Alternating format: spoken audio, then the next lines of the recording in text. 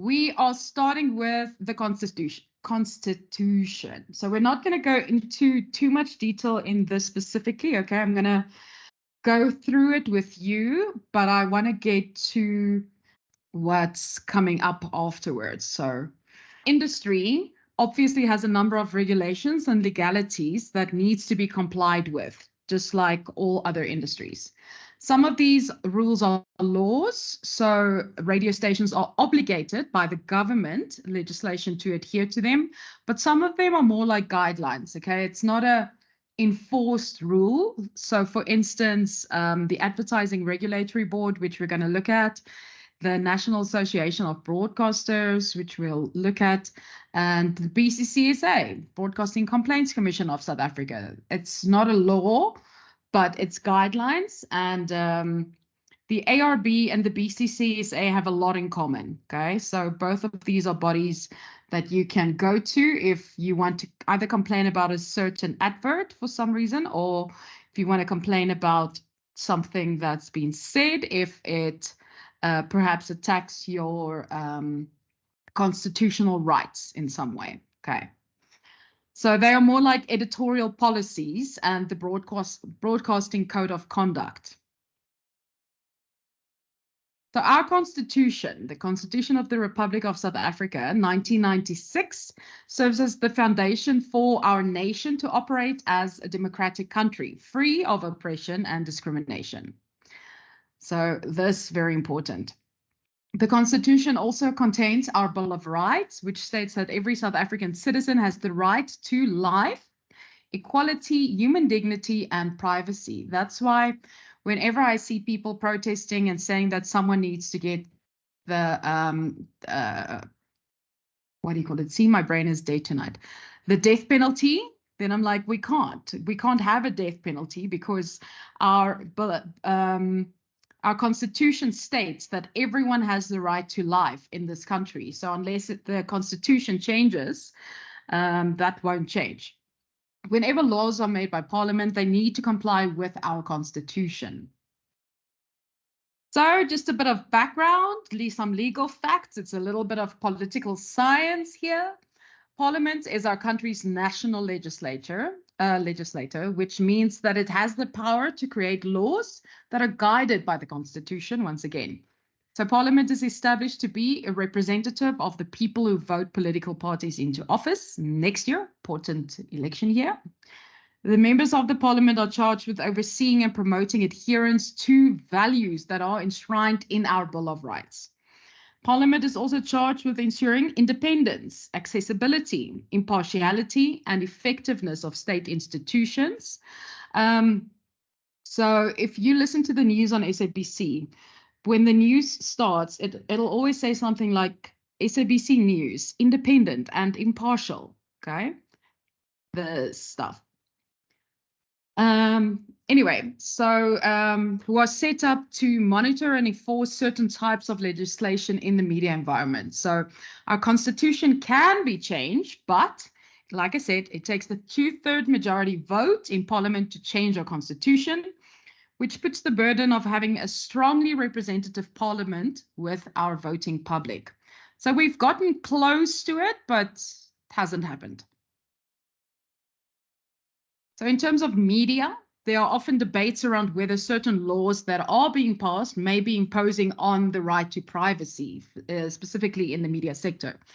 So Section 14, for instance, of the Bill of Rights states that everyone's right to privacy includes the right to not have the privacy of their communications infringed on. So if you want to, as a media entity, post about, I don't know, let's say someone's pregnant, they don't want anyone to know, and you find out and you post about it, that pretty much like talks about this, hey, talks to this. So there are some interesting debates around this specific section. And as the internet is becoming more universal, more people with varying degrees of education or have access to it. And there are adjustments that need to be made regarding to how content is regulated and monitored to ensure that radio stations and other players in the media industry communicate both responsibly and accountably as all businesses are required to do under our constitution. So they need to make sure that we are still regulated and monitored and that we don't do stuff we shouldn't do. So having groups of independent bodies and media operators that support them is important to challenge and promote certain types of ongoing legislations. Then Section 16 of the Bill of Rights outlines the importance of a free press in a democratic South Africa. So it's interesting. Here we talk about Section 14, which says that everyone's right to privacy includes the right to not have the privacy of their communication infringed on. But then Section 16 of the Bill of Rights outlines specifically the importance of a free press in a democratic South Africa. So this also protects the right of media organizations to freely receive and impart information and to exhibit and promote artistic creativity. It does, however, stipulate that these freedoms do not extend to the following important 3 exclusions. Firstly, propaganda and war. Secondly, incitement of imminent violence. And lastly, advocacy of hatred based on race, ethnicity, gender, or religion, and that which constitutes incitement to cause harm. Okay, so these things are the only stuff that from a media perspective, in essence, we are not allowed to, or our freedom rather doesn't extend to these exclusions. The Constitution also enables a process of lawmaking in Parliament for legislation specifically designed to guide the media industry. So there's also a specific process behind this. And these laws can be passed at any time through the lawmaking process. We went through something similar when we had COVID. Okay, so during COVID, something similar happened. Especially with regards to when we had to wear masks or when we weren't allowed to leave our houses, when we had curfew, etc. It had to go through this whole process that I'm going to take you through now, the 9 steps. Firstly, we get a green paper. So this is a discussion document that's drafted by the ministry that's dealing with a certain issue. Let's say the Minister of Water and Sanitation decides that a new dam needs to be built in this area because they want to close another dam, whatever it might be. So in the case of media, it would be the Department of Communications, or actually the name has changed to the Department of Communications and Telecommunications. The Green Paper outlines the general approach to what the issue is and how it can be legally dealt with. Okay, so that's where it starts. It's then published for comments and suggestions internally, so not externally to the public. Secondly, you get your white paper. This is an updated document that's more refined, and it takes into account the comments that people have given and suggestions that were received during the pay period that the Green Paper was published. It's a broad statement for the intended policy of what we want to do. Then you get the bill. So this is a draft version of the law drawn up by the relevant department and presented to Cabinet and then to Parliament by the relevant minister, deputy minister, or member of Parliament. Then it goes to number 4, National Assembly. So all bills must be presented at to both houses of Parliament. So it needs to go to the National Assembly, the NA, and the National Council of Provinces, so the NCOP. Okay, it goes to both of these. Then it gets gazetted, so the Government Gazette. Once the Houses of Parliament receive this bill, it's published in the Government Gazette to elicit public opinion and comment.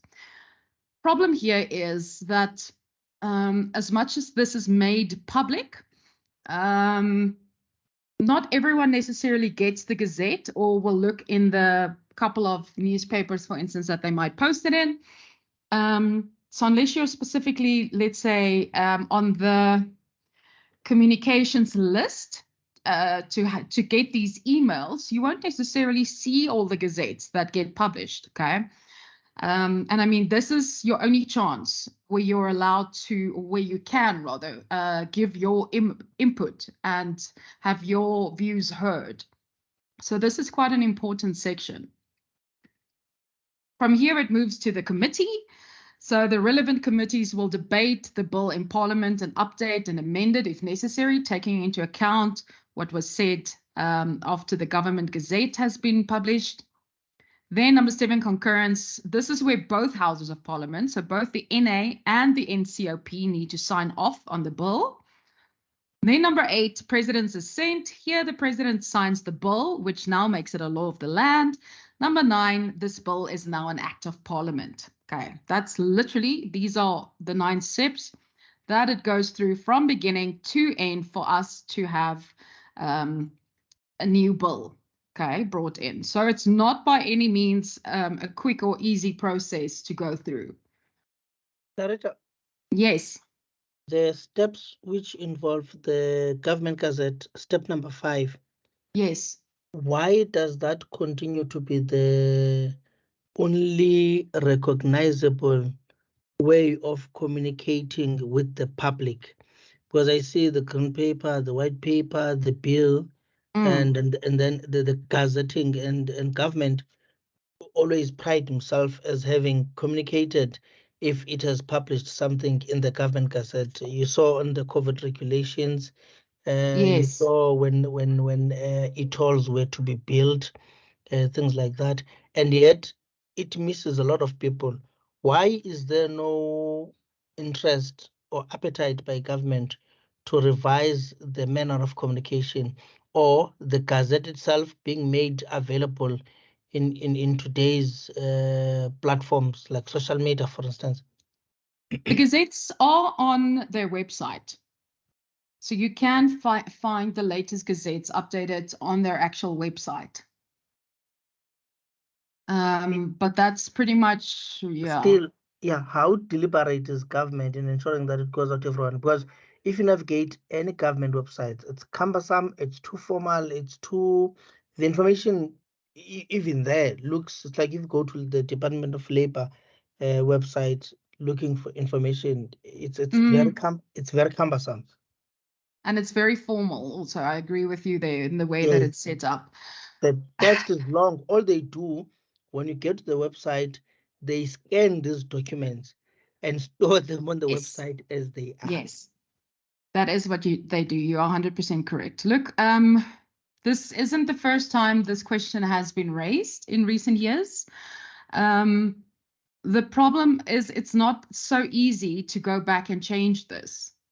Keep that in mind, that this process that they go through in itself, for it to be changed is a whole process. So I don't know, I don't work for them, so I can't give you exact details. I just know that it in itself is something that they need to that'll need to be debated and to go through, like, in essence, these steps for the way that they do this, the Government Gazette, to be changed.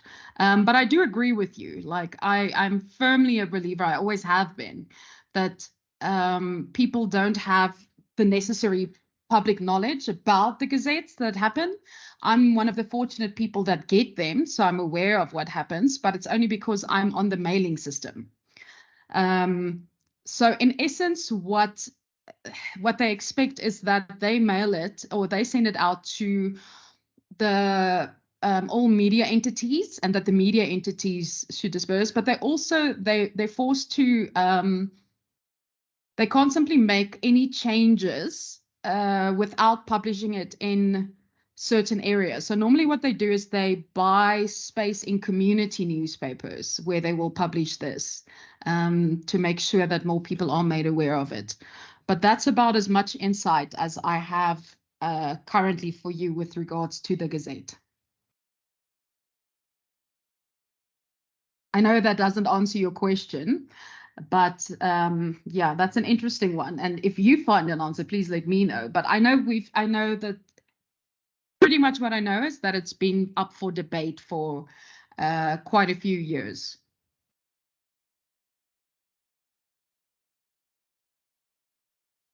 Okay.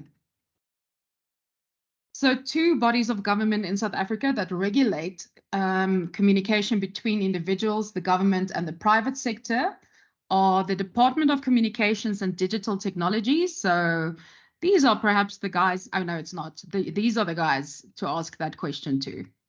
So we used to be the Department of Communications, okay, or we used to fall under them. But the name changed in 2019. So if you still see in your textbook that it refers to the DOC, it's just keep in mind it is no longer the DOC. It hasn't been since 2019. It's the DCDT, Department of Communications and Digital Technologies, that was established in June 2019 by the merger of the DOC and the Department of Telecommunications and Postal Services, so the DTPS. So that's the first body of government that regulates communication. The second one is the GCIS, the Government Communications and Information System.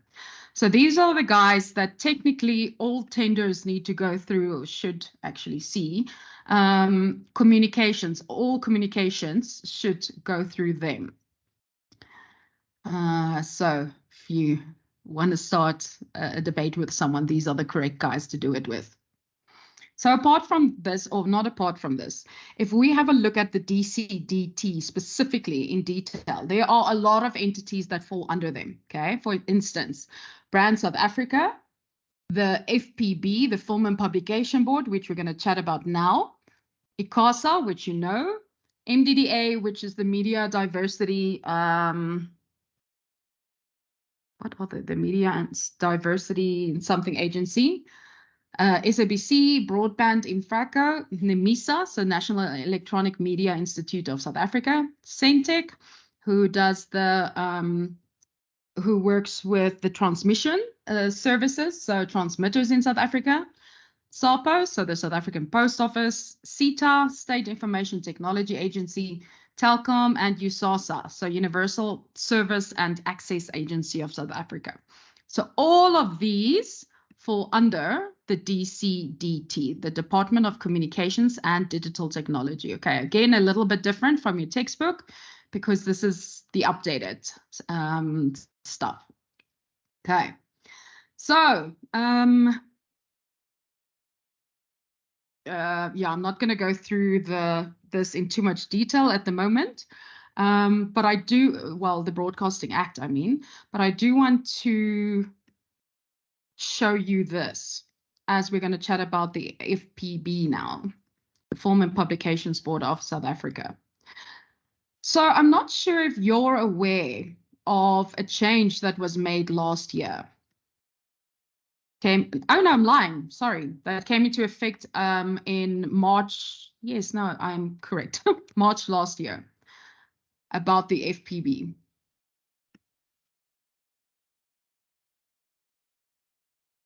The Film and Publications Board. No idea? Okay. So, all right, so let me just quickly, can't open that as of yet. Hold on.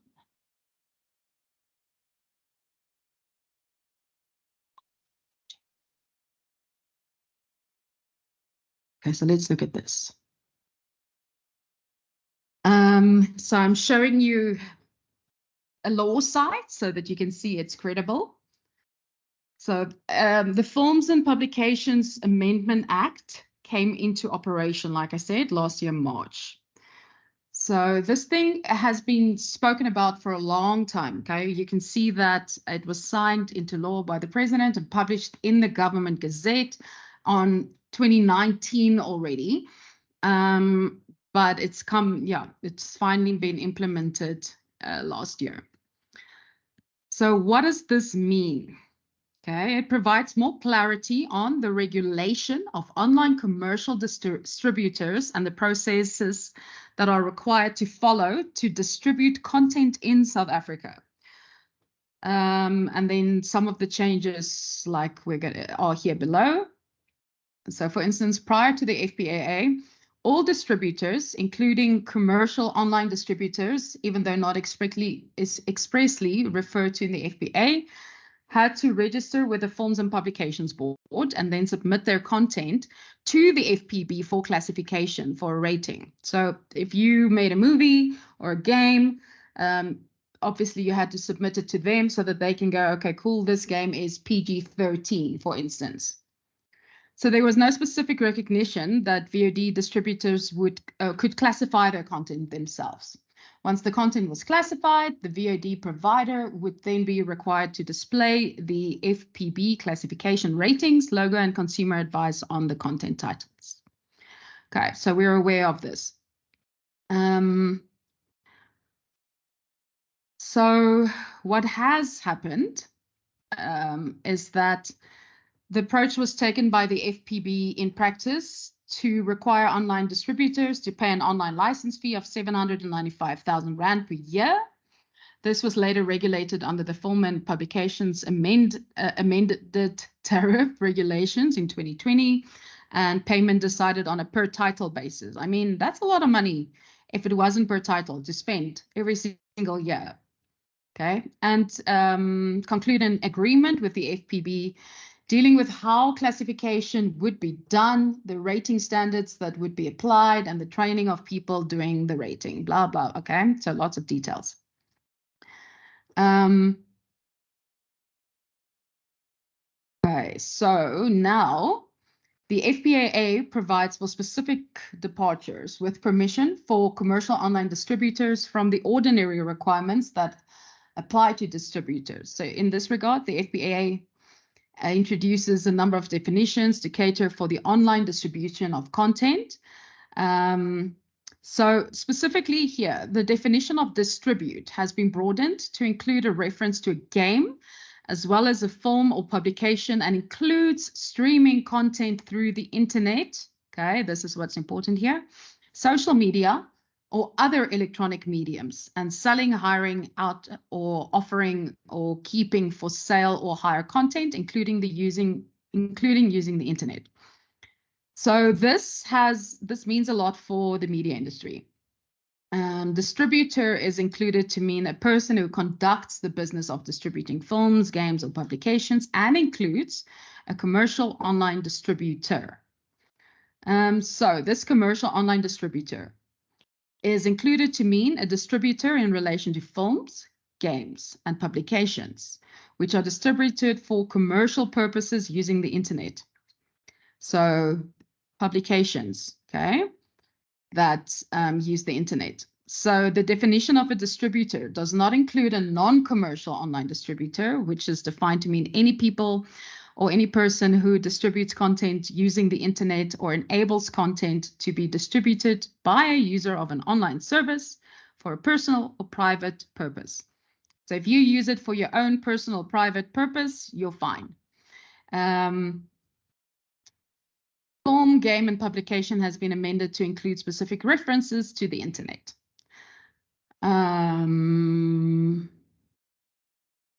Okay. So it needs to be displayed, blah, blah, blah, blah. What was the other stuff? So potentially contentious amendments.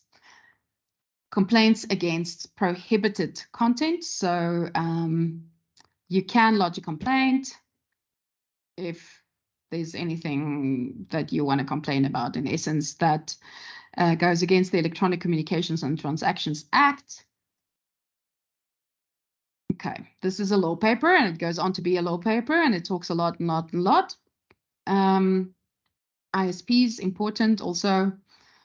So what I want to show you now, so this is just to start for you to get a little bit of background on the Films and Publications Board, because I want to talk to you now specifically, where is that now?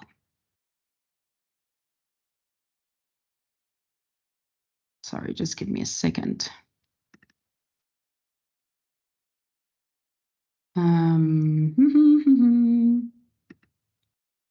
Nope, not that one.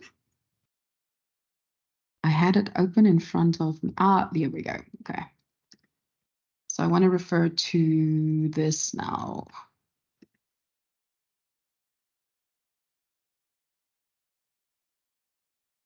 Okay, so the FPB, we're going to get back to these beginning slides now, but just so that you know, we're looking at what's happening on page 496 at the moment. So Film and Publications Board, the locus of what we control in media, has moved away from regulating bodies such as the FPB because it's almost impossible to regulate. So the FPB is that content classification authority established by the Films and Publications Act under the Minister of Communications, or now DCDT.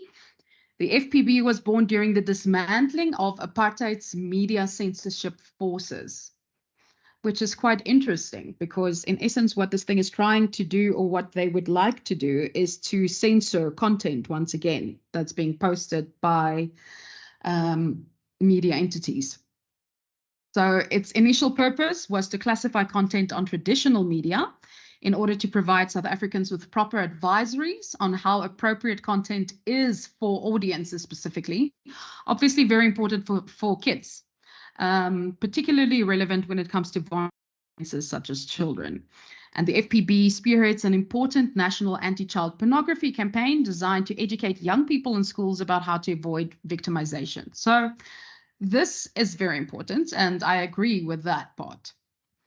The FPB aims to assist South African citizens to make informed choices about whether certain types of programming containing strong language, violence, sex, nudity, drug abuse, religious prejudice, or blasphemy is appropriate for their children to consume. Again, it's a good thing, right? The Minister of Communications requires that the FPB intervene when there is a risk of harmfulness to children, and indeed a large number of complaints is being received by them because of this concern. So they've traditionally been responsible for classifying film content on big media platforms, and this has empowered South Africans to decide whether you want to continue watching something, or more importantly, whether you want to allow your kids to watch something. But it can be argued, however, that the 2015 bill is heading for something closer to censorship, which is the bill that came in currently, and that's on page 496. They give you a big breakdown with regards to this. If I were to summarize it for you quickly, what they were looking at, okay, when they implemented this thing, is to have all media entities, any entity that makes money from things that they post, send their content through to the Film and Publications Act before it would be allowed to be posted online. Okay, so that's where the big debate came in, and whether this kind of entity is the correct entity to run something like this, because they fall under the government, right? So meaning that yes, there's some clarity to the regulation of online commercial distributors and the processes that they are required to follow, fine. And this introduction of a right of anyone to lodge a complaint with the FPB, I think, is really good regarding unclassified prohibited content or potential prohibited content. The problem here is it may unjustifiably restrict free speech, which is part of our Constitution. So the prohibition of the distribution of content that may, in the FPB's assessment, amount to propaganda for war, incitement of imminent violence, or advocacy of hate speech, is likely to be viewed as online censorship, because they will then get to decide what you can and cannot post on the internet. All right. So that's pretty much what it comes down to. Yes, very interesting. And also, as part of this FPA Act that has come in, Section 24 and Section 27 of this Act warns that any person or online content provider who knowingly distributes or exhibits a game or publication that has been or that might have been classified as 18 to a person under the age of 18 years will be liable to a fine up to 750,000 Rand or face imprisonment not exceeding 5 years or both. Okay. Yeah, so it's quite an interesting one for me.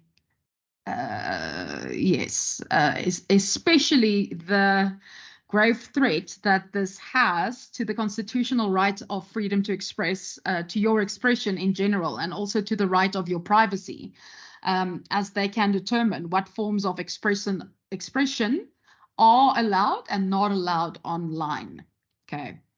So there's also a debate around people complaining that the FPB is overstepping their boundaries into the Independent Communications Authority, so ICASA, ICASA's jurisdiction, by appointing themselves as an arbiter rather, of what is and what is not protected speech online.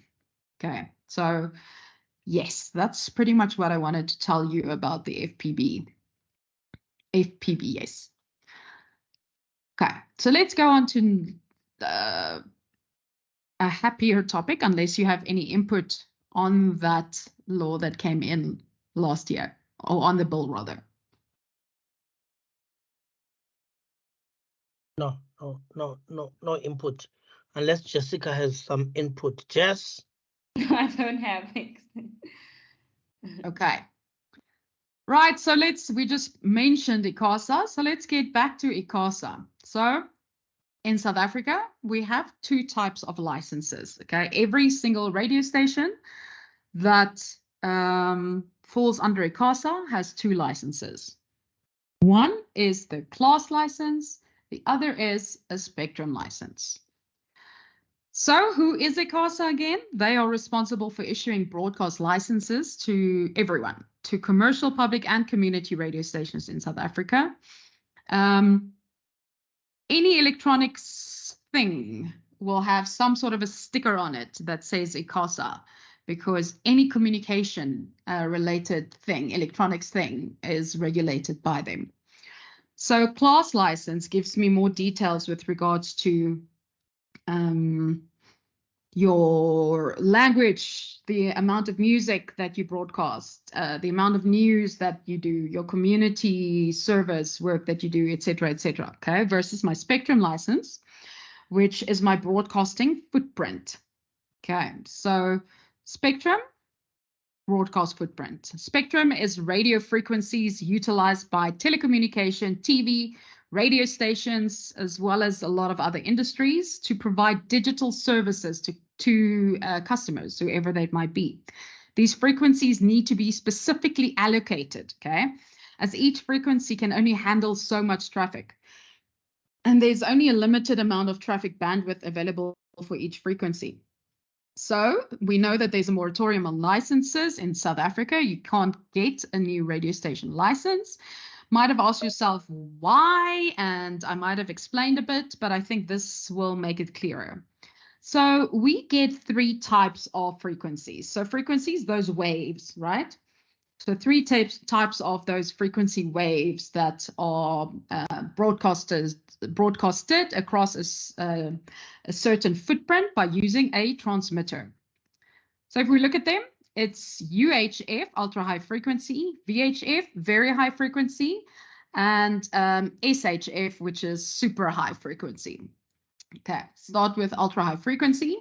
That's used for TV broadcasting, cell phones, satellite communication, including GPS, personal radio services, including Wi-Fi and Bluetooth, walkie-talkies, cordless phones, satellite phones, etc. So the UHF radar band frequencies lie between 300 megahertz and 1 gigahertz. Okay, so that's used for all of these things. UHF radios operate at a higher frequency, which is ideally suited for things like wireless communications that need to penetrate buildings and walls, concrete, other barriers. So UHF can go through walls, hence why you can be in a room and speak on your phone. Okay. Interestingly enough, they put Wi-Fi in here, but Wi-Fi cannot go through a wall. Wi-Fi goes around a wall. Yes, just a random fact. Then you have very high frequency, which is electromagnetic waves from 30 to 300 megahertz. So wavelengths of between 1 to 10 meters. Okay, so small, quite small wavelengths. Radios with lower frequencies, so VHF, have longer wavelengths, making them ideal for work, or to work rather, across wide areas, free from obstruction, as well as outdoor use. Last one then, super high frequencies. So radio frequencies between 3 to 30 gigahertz. Okay, wavelengths ranging from 1 to 10 centimeters. So small, small, small.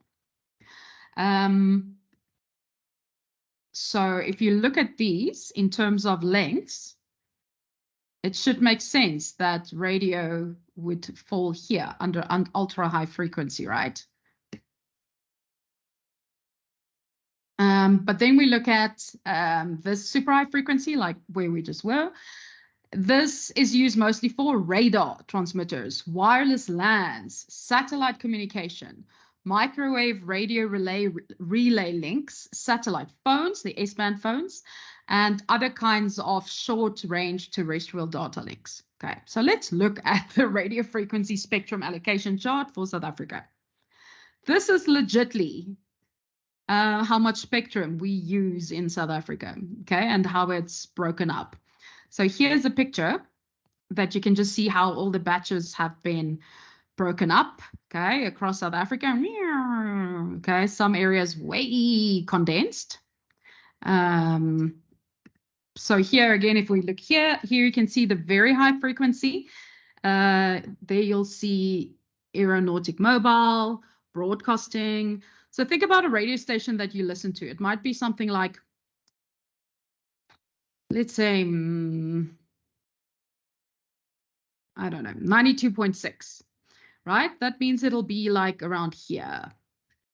But a lot of them lie here. And then there's your mobile. Then under ultra high frequency, also broadcasting here.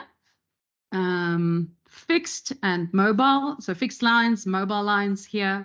Fixed mobile amateur lines there. Radio location here. Super high frequency is so high you can't really see what's happening except for that little bit there. Okay. So very condensed, like there's no space in South Africa. So it's not just a case of there's no frequency available because there are too many radio stations. It's a case of there are too many other things that also need to run on the frequency, okay, on these frequency waves in South Africa. That's why we can't have more radio stations at the moment, and why it's so important that we need to bring DAB in, which, however, we have looked at, and we know that it's quite expensive for the government to run out, because everyone has the right to be able to access media. So if you have a radio, you should be able to get a DAB device. Okay. So that's where we're sitting at the moment. So I want to show you a couple of licenses. So spectrum license, again, it's the footprint. It's how far you stretch, how far you're allowed to broadcast in the area that you are in, okay? Whether you're South Africa or just here or just there or wherever, okay? So that is spectrum. So let's look at class. And which one shall we do? Let's have a look at, where is it now? Here.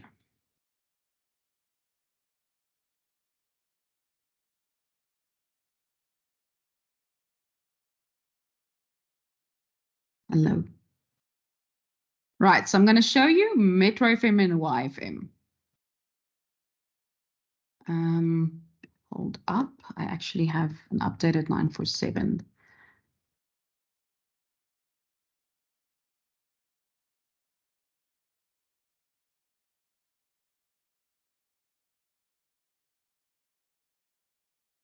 Okay. Where? Okay, here.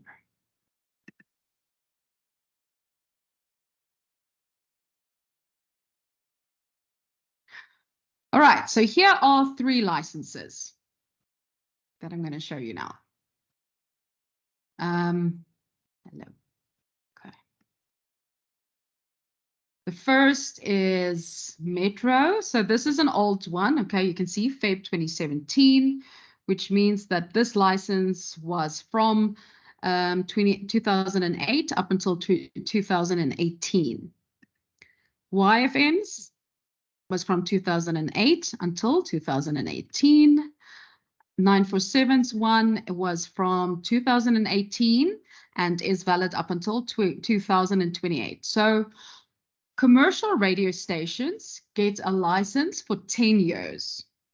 Community radio stations get a license for 5 years only, right? So that's one big difference between the two. So this is now the class license, not the spectrum license. And here it just tells you that it falls under ICASA, blah, blah, blah, blah. It tells you that they fall under the SABC. Their language that they're broadcasting in is English, and they are in these areas in terms of their spectrum service, which will be in their spectrum license. Ownership and control, South African Broadcasting Corporation. Geographic coverage is as defined in the map attached to the radio frequency spectrum license. All right, so here you can already see it's 2 different licenses. Okay, English format. The license service shall be a sound broadcasting service in an urban contemporary format. So this radio station is an urban adult contemporary radio station. Or if we break it down even further, it's a hot urban contemporary format. What does that mean? It refers to the kind of music that is played, okay? So where it's referred to here as urban contemporary means that they, for instance, won't play rock. They won't play classical music. They won't play country music.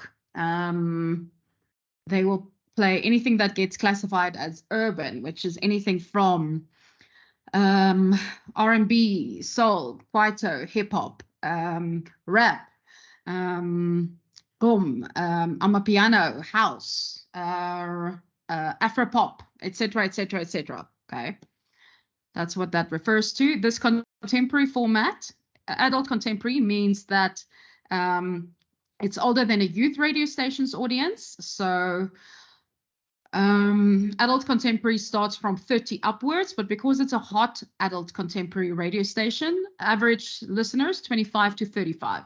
Okay, that's core group. Anyway, I think I'm giving you too much information. What they say here is that they need to have religious programs, and religious programs need to take account of regional factors, target audiences, language and cultural preferences, and the devotional needs of specific groups. So they have religious programs on a Sunday morning. Then they say the licensee must take reasonable steps to provide programming that reflects the cultural and tradition needs of their audience. And then they tell you that they had a show called Positive Talk with Griselda, which was current affairs in the evenings on Wednesdays and Thursdays from 7:30 to 9. Then they talk about news and current affairs. They need to do at least 30 minutes of news per day. And then they tell you how to break it down. And then there's an example of a news bulletin that you can find on their radio station.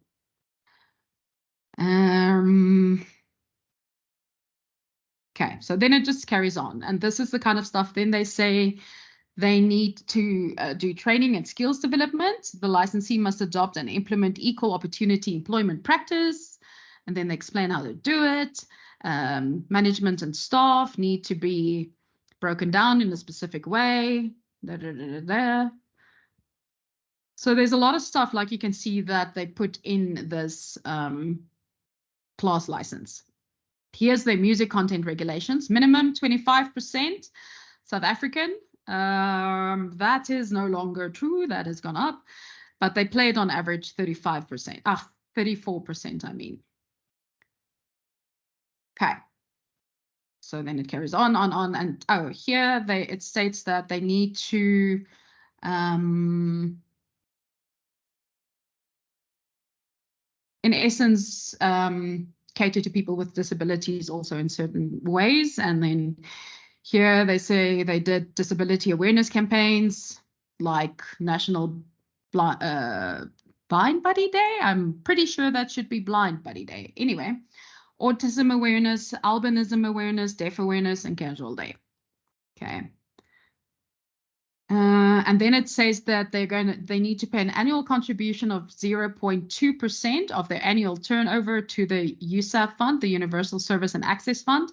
This is very important because this money goes to the MDDA.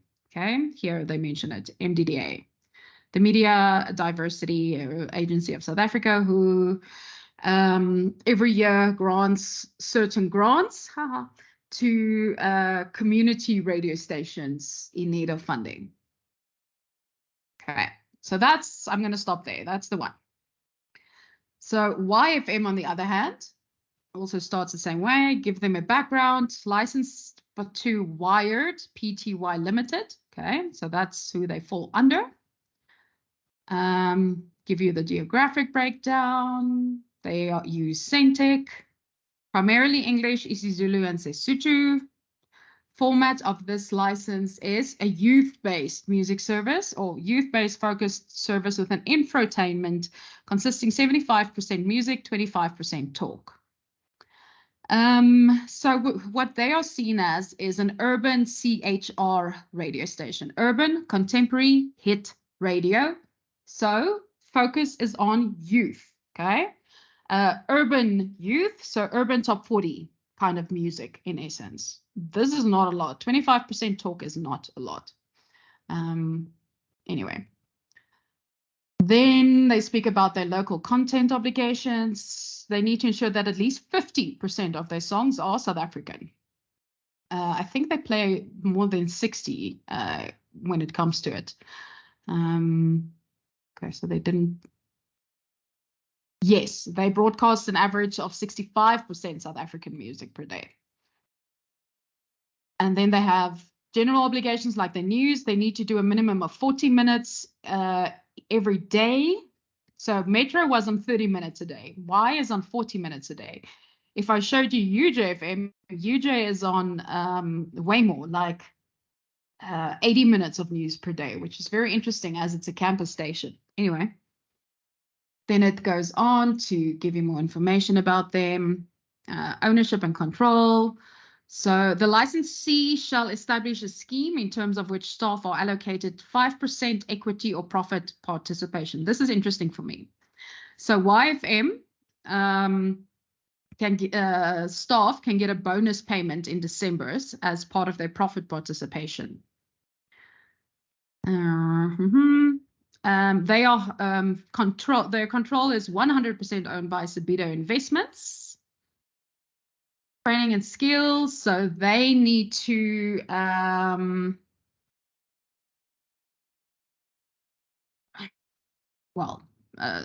you spend a certain amount of money every year on training and skills development, so more than 400,000 Rand, and they must focus on equitable gender, blah, blah, blah, blah. Then they have community-related obligations, need to provide at least 1 million Rands worth of airtime annually to relevant organizations for the purpose of providing free social responsibility messaging. So they use, for instance, cancer. Music regulations, yeah, we've looked at that. Again, USAF, you're going to see this for every single commercial radio station. Every commercial radio station in this country pays 0.2% of their annual turnover over to the USAF contribution, which then gives the funds to the MDDA. Oh, there we go. Development. That's the word I was forgetting. The Media Development and Diversity Agency. Okay, so now I'm going to show you the last one. So this is an updated one. This is 947's one up until 2028. So another 5 years to go. And blah, blah, blah, blah. Their ownership and control. is very interesting compared to the others. So Metro, we know, is part of the SABC. YFM, Wired FM, 100% owned by one company, Sabito Investments. 947, however, split up. So 46.61% of 947 shares are owned by the Mine Workers Investment Company, which I think is really interesting. Kirsch Consortium, they have owned massive shares. It's a family in South Africa, a Jewish family that's got a lot of money. They own 23.8%. Braid entities 18%, management stake 5%, Titan share dealers 2 point something, Subvest together with BPESAM almost 1%, KV and GR Direct 1.9%. So you can see no one from a media background in here. 46.61% historically disadvantaged group. That's this. Okay, majority of shares there. So then they give you details and tell you where they are, name of the station. So it's interesting that they call themselves 947. Okay, they officially rebranded quite a few years ago, but their name on ICASA, on their ICASA license, is still 94.7 Highveld Stereo. Okay, then they show you where they are based in their spectrum license, broadcast language, English, format. Shall have a programming mix of talk and music in an adult contemporary format. So AC, once again, similar to Metro FM. The only difference between the two is that Metro has the word urban in it as well, where 947 doesn't. Providing for a mix of music and information, including community affairs. Do you see that here they don't give them a breakdown, however, of percentages? That's different. Okay, so what do they need to do? They need to have at least 8 local music concerts per year. So this is why there are so many concerts. Okay, yeah. So general programming, they need to do at least 30 minutes of news per day and show you how they do the news. Training and development, they need to allocate 350,000 Rand per annum to training and development, which I think is really low. But they have delivered a few different training interventions at a cost of 4.1 million. So then they have community related obligations, raise at least 250,000 Rand in cash and goods annually. They brought in 1.08 million. Beneficiary African Tikan, 600,000. Uitkoms Home for Girls, Claw, Avram Creel, Banani Home, and Tembalami Care Center. So that's how they raised funds.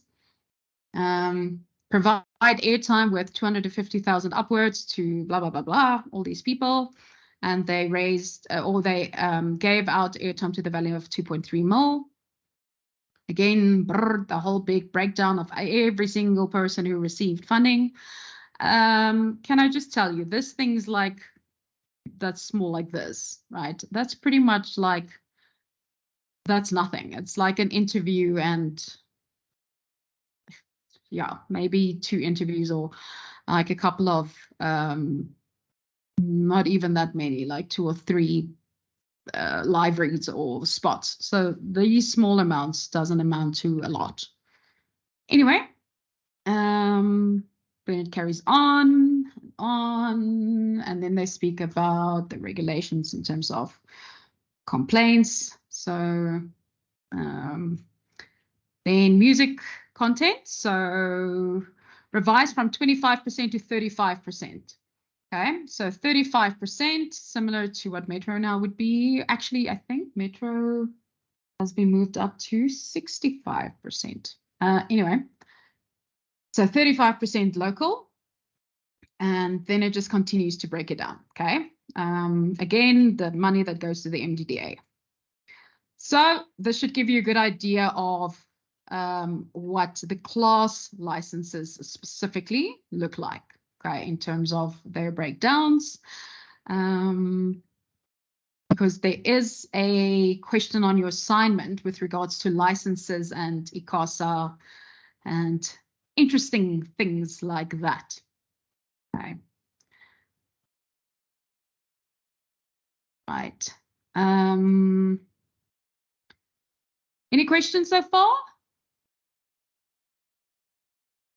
I wanted to find out, Charita, as you were going through Yes. the licenses, an example came to mind.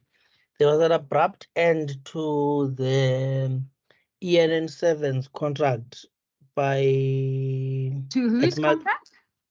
ANN7, sorry, Oh, yes, yes. which had later branded to Afroworld View. So what had happened, the television station that was bought from the Guptas, I'm sure you remember. Then, so DSTV ended the station altogether because it was broadcasting on that platform.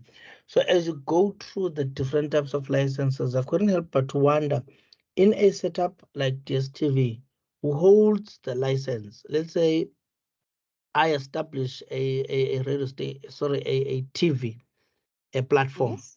which then it's a fully fledged television that uses a multi-choices platform so that it's on DSTV.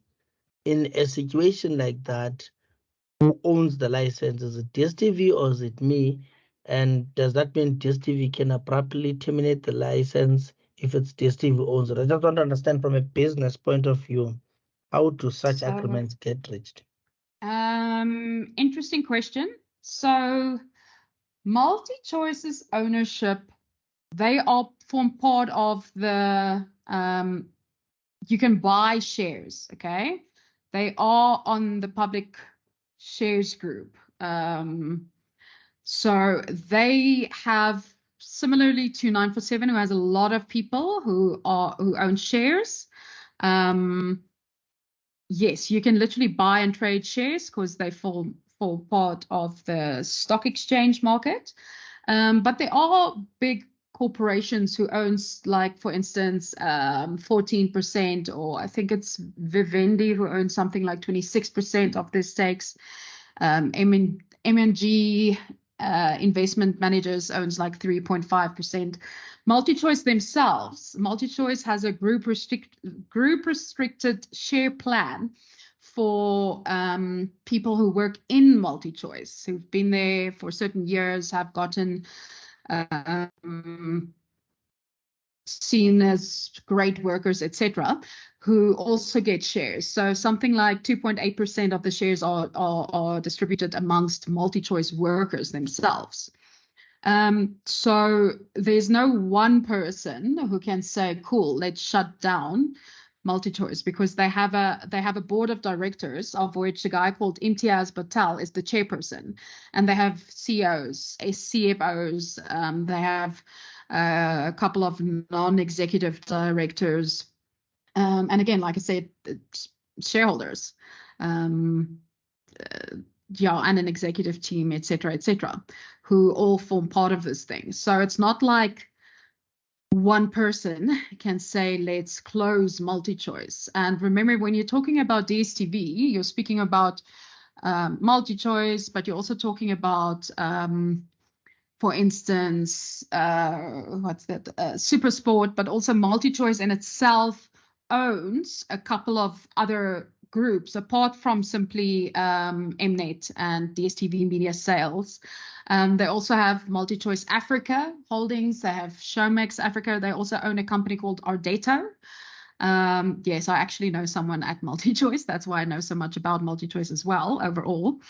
But no, so it can't simply be shut down. A channel on its own can, yes, because viewership might be exception or might be low, or there can be a lot of reasons for it. Oh yes, they also own Namola. They own stakes in BetKing, so betting websites. So MultiChoice has stakes in a lot of different entities.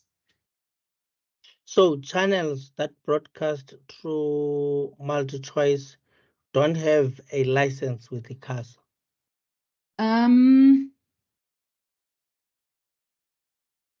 For instance, They shouldn't if I am need to to, no. if I am to approach MultiChoice with a specific channel, not a show, not a production, but Yes. a channel. Let's say, I don't know what is the last channel there. I've never heard of 162. I'm not sure if there's 162 or 160 as an example. Let's say I need to have a channel 160, and this channel is going to be doing 1, 2, 3. Do I as a channel creator, for lack of a better word, get to have a relationship with ICASA, or I approach MultiChoice, and MultiChoice with its, I assume, broad license to do different things with it, then says, okay, I have a slot available, and indeed a channel like this. So who gets to have a relationship with with ICASA? Is it me as a channel owner, or MultiChoice as a platform that is made available for me to broadcast my channel? So it's DSTV as a platform, okay? So they have a license with ICASA, but they do get channel authorization. So they do submit.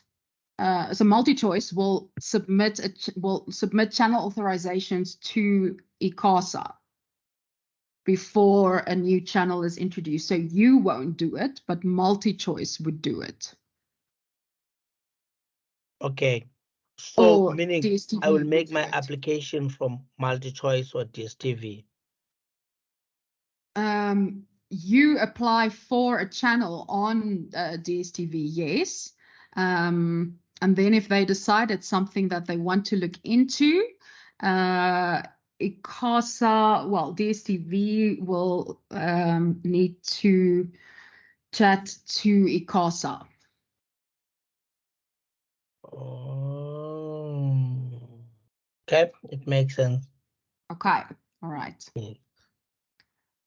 All right, so I'm not going to go on too much further. I just quickly want to recap a couple of things here with you. So once again, the Constitution of the Republic of South Africa 1996 serves as the foundation for the nation to operate as a democratic country, free of oppression and discrimination. Parliament is also charged with ensuring independence, accessibility, impartiality, and effectiveness in terms of the media. And there are often debates around whether certain laws, like I've told you about the FPB, that are being passed may be imposing on this right to privacy. Then Section 16 of the Bill of Rights outlines the importance of a free press in a democratic South Africa. It also protects the right of media organizations to freely receive and impart information and to exhibit and promote artistic creativity.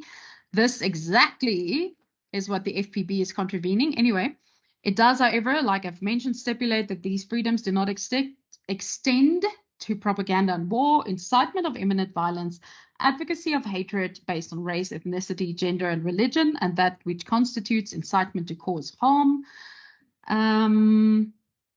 And there is specifically a Broadcasting Act, which I don't want to go into too much detail now because there's a question on your assignment with regards to this. So I want to go into that in a lot more detail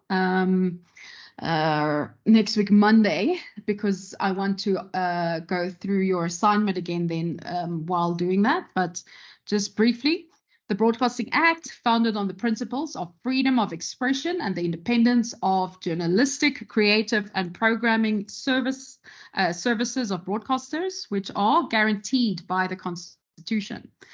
This Broadcasting Act recognizes that there are public, commercial, and community elements, so all three radio stations within the country's broadcasting system that use analog radio frequencies. Where you see analog or terrestrial, it means FM. So frequency modulator, meaning waves, okay? So analog, terrestrial, FM, same thing, which are public property. So no one owns the radio frequencies in South Africa.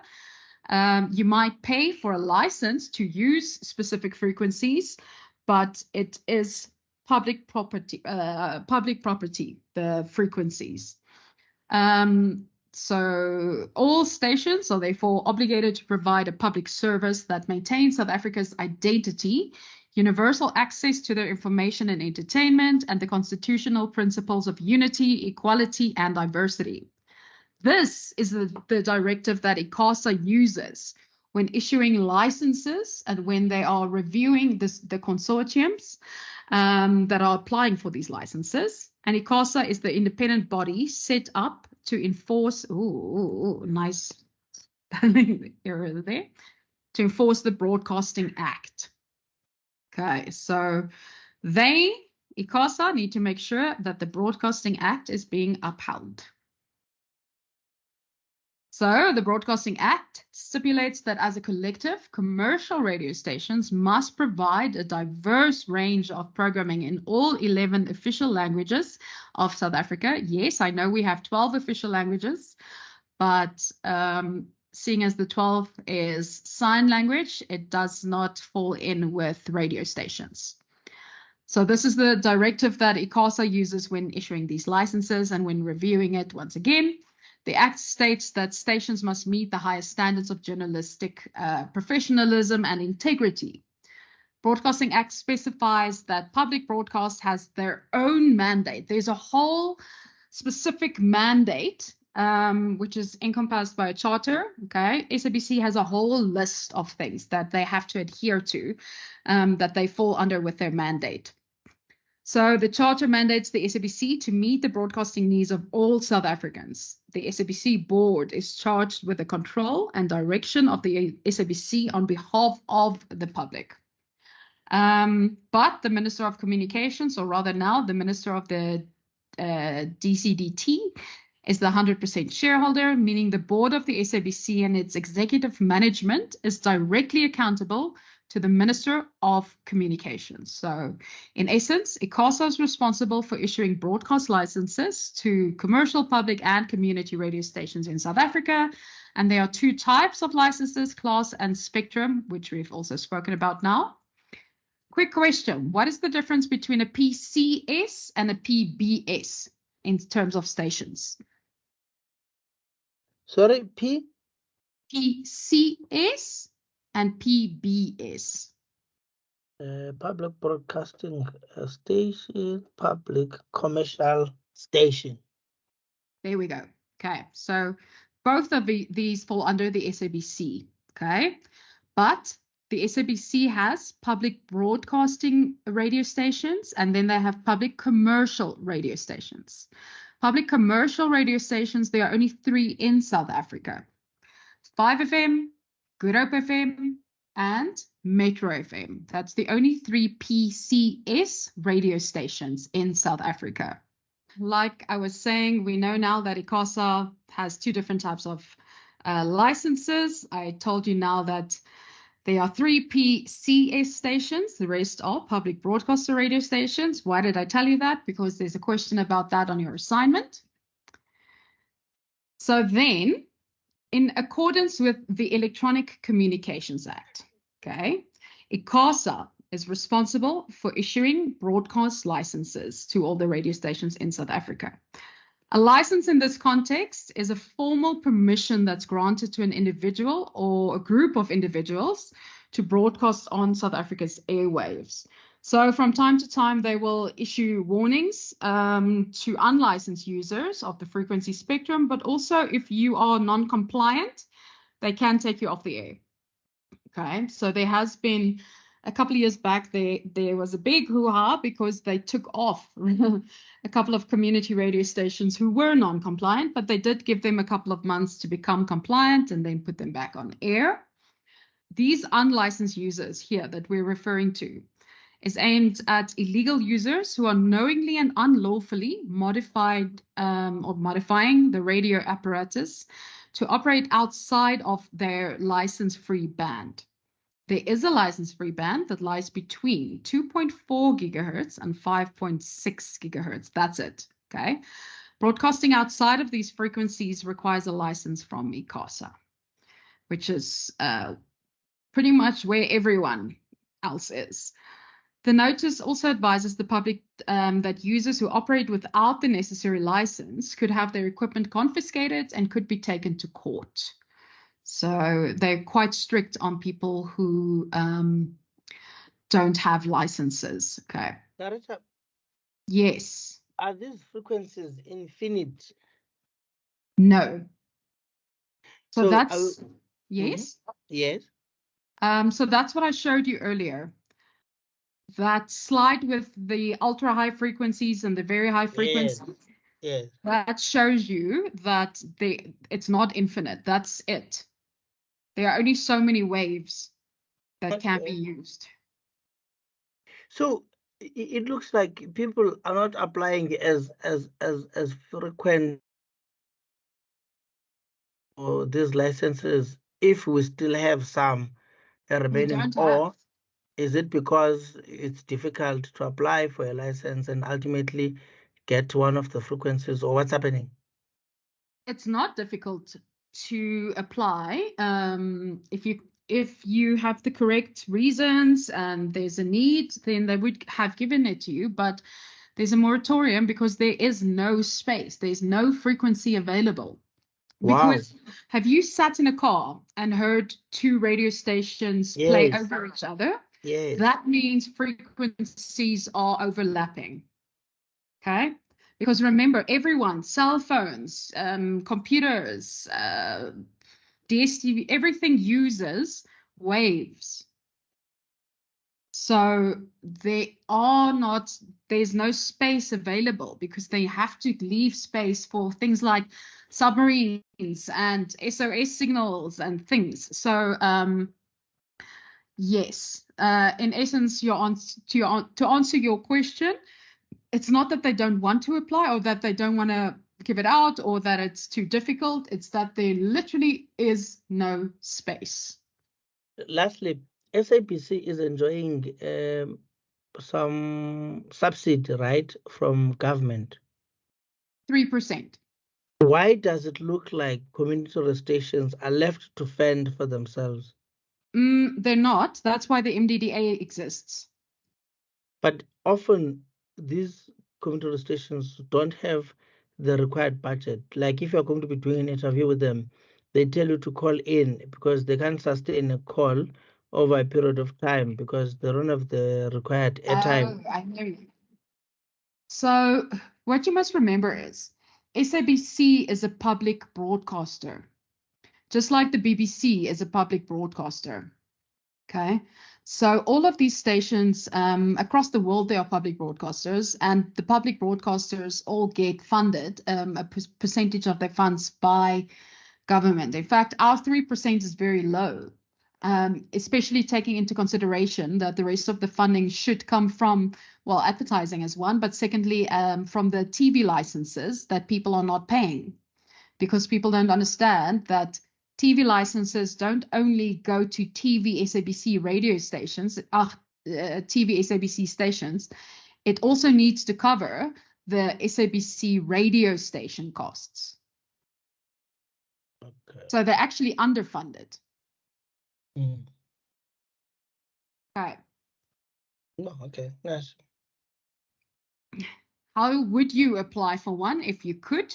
There's forms that you complete and you submit it onto their portal, and they would have previously called for applications, and they would have sent out an invitation for people to be able to apply for licenses to specific requirements. So for example, whatever, a radio station in the Northwest province that predominantly broadcasts in Afrikaans, or a radio station in Pretoria for, let's say, Venda or Zulu speaking people, whatever it might be. Relevant applicants then needed to apply for that license, and as an applicant you would put forward your business plan of how you intend to provide the service and how you will financially sustain it as well as details regarding their ownership, specifically with regard to previously disadvantaged groups. So this all is needed for you to apply. Okay. So if we look at what is an independent regulator, we've started looking at a couple of them now. So independent regulators are agencies of the government that are set up through legislators to implement and enforce specific laws, like ICASA, NAB, BCCSA, ARB, etc. They have quasi-legislative functions, meaning that they have an application that's invoked by the law in the absence of a specific agreement. I don't sign a contract with, for instance, the BCCSA. I don't sign a contract with the ARB, okay? Because I don't need to, because the law's already there, okay? The law is in place. These guys are just there to make sure the law is being enforced. So this means that the independent regulator has a legal duty when no specific promise or agreement was entered into by the parties involved, because we have a constitution. By instituting rules and regulations, independent regulators are acting as, or in a quasi-legislative capacity, as mentioned, and independent regulatory agencies service two functions. Firstly, to implement laws passed through the legislative system of Parliament, and secondly, to enforce those laws. The actual regulations or rules, however you want to see it, are the means by which the independent regulators implement those laws for a specific industry or activity. So from a radio perspective, there are a number of different independent regulators that we've spoken about, but we need to start looking at them from a compliance point of view in the field of music, advertising, and general content that it broadcasts to South Africans. So we have a couple of independent regulators in terms of music, and then in terms of advertising, there's a marketing and an advertising board. General content will be the BCCSA of South Africa. Okay. I actually want to stop here for today before I go into, because the next lesson we will be looking at these all together. Okay, are you happy with that, or do you feel like you haven't received enough information yet? No. We are happy. I feel like I'm about to own a radio station. Well, if not a radio station, then a multi-choice DSTV channel, eh? You know, I really feel like I'm about to own one. I was saying to Jessica during the break, so much radio. I'm sorry, it's my passion, so I'm filled with Yeah. Yes, it shows. You sound like okay. Well, I'm glad, even when I'm tired. Yeah. Okay, so then we're going to stop here, and we will continue with the independent regulators next week, and then we'll also go through those specific sections on the assignment. Tell me, Charita, why there does seem to be an invested effort and energy into radio and television as mediums in the media space, while there's other options that seem to be actually, well, sort of popping up, like your podcasts and your YouTube channels. Why do those not feature as studies in the media space? Do you know what's interesting in what you're saying now? TV advertising has actually gone down. For the first time. So what it comes down to is, remember, you have what we call mass media or traditional media, which is TV, radio, and print. This includes digital print, okay? Yeah. Mass media means majority of people see it. These three are still the most trusted forms of media that you find. You refer to a podcast. Podcast is made for a certain type of individual. It's a niche target market, meaning much smaller than traditional media is. Isn't that what makes it niche, is because of internet accessibility or lack thereof? No, All you would so need for niche these means platforms. no. So if it's, for instance, you have a podcast specifically for talking about current events. Oh, I see what you're talking about. So you would cover a specific segment of Yes. society, because it's not a 24-hour clock, so it doesn't have space or capacity to cover everything. It would focus on a specific type of information. I see what you're talking Yes. about. Okay, so Yeah. certain subjects, which means only certain people are interested in it, meaning that I will reach a much smaller audience. In saying that, however, a lot of people are advertising on YouTube. Digital advertising is large. It's just, you must remember, when it comes to the internet, you can advertise on Google search, you can advertise on Bing, on Yahoo, on whatever channel you want there. There's search engine optimization where you charge for keywords. Then there's social media sites. Then there's so many different platforms available to you. It might seem to you like they're not spending big on digital, but I can tell you they are. Okay. No, I get you. I get you. So then we're going to leave this here for tonight, and we shall carry on next Monday. Perfect. Thank you, Sarita. It's a pleasure. Thank you both for joining, and have a good week. You too. Thank Bye. you. Thank you. Thanks. Bye. Bye-bye.